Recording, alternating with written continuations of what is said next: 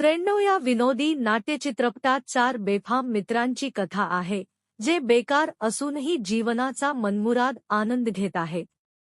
त्यांचं तत्वज्ञान: काहीच करू नका. आयुष्याला आपल्यावर ओढून घेण्याऐवजी ते निवांतपणे जगत असतात. पण कानोला राधिकाच्या प्रेमात पडल्यानंतर त्याच्या मित्रांच्या निश्चिंत आयुष्यात एक मोठा बदल होतो. आता त्याला सत्याचा सामना करावा लागतो, जो तो आणि त्याचे मित्र आजवर टाळत होते. फ्रेंडो हा चित्रपट तरुणांना आणि संपूर्ण समाजाला एक महत्त्वाचा संदेश देतो: कधीच खोट बोलू नका. कथा: हा चित्रपट त्या मित्रांच्या रोजच्या जीवनावर आधारित आहे, ज्यात ते हसत खेळत आणि समाजाच्या जबाबदाऱ्या टाळत असतात. पण जेव्हा कानोचं राधिकाबद्दलचं प्रेम वाढतं, तेव्हा तो एका कोंडीत सापडतो. पण एक अडचण आहे: राधिकाचा वडील खूपच मागणी करणारा आहे. त्याला कानोकडे जमीन, घर असावं आणि त्याने परदेशात जावं असं वाटतं. त्यामुळे कानो एक खोटं बोलतो आणि मग एकामागून एक खोट्यांची मालिका सुरू होते. ओम भट्टने साकारलेला बाबलो डॉन या गोष्टीत खलनायकासारखा प्रवेश करतो, ज्यामुळे कथेत आणखी गोंधळ निर्माण होतो आणि कॉमेडीचा सिलसिला सुरू होतो. या कथानकात प्रेमाची ताकद दाखवली आहे, जी सर्वात निश्चिंत व्यक्तीला जीवनातल्या निर्णयांवर प्रश्न विचारायला लावते. विडंबनाने भरलेली ही कथा विचित्र, मनोरंजक आणि आगळीवेगळी आहे. काहीच न करणं आणि प्रेमासाठी काहीतरी करणं यांचं सुंदर आणि मनोरंजक तुलना यात आहे.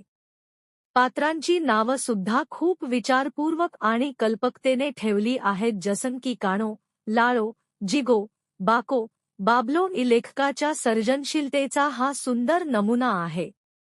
लेखक आणि दिग्दर्शक: फ्रेंडो या विनोदी प्रवासाची कल्पना लेखक-दिग्दर्शक विपुल शर्मा यांनी मांडली आहे. विपुल यांनी जिगो आणि मामा यांचे आणि हे संवाद अगदी परफेक्ट टायमिंगने लिहिले आहेत. त्यांच्या लेखणीने प्रेक्षकांना खळखळून हसवलं आहे. चित्रपटाचे छायाचित्रण: श्रीकुमार नायर यांनी चित्रपटाला आकर्षक आणि सुंदर दृश्यरचना दिली आहे. त्यांच्या प्रकाशयोजनेमुळे चित्रपटाचं विनोदी आणि हलकंफुलकं वातावरण अधिक ठळक झालं आहे.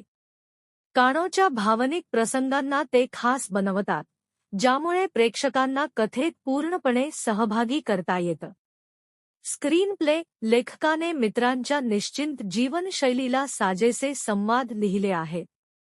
कानोची प्रेमकहाणी कथानकाची दिशा ठरवते, पण मित्रांच्या हास्यविनोदाला अजिबात मागे टाकत नाही.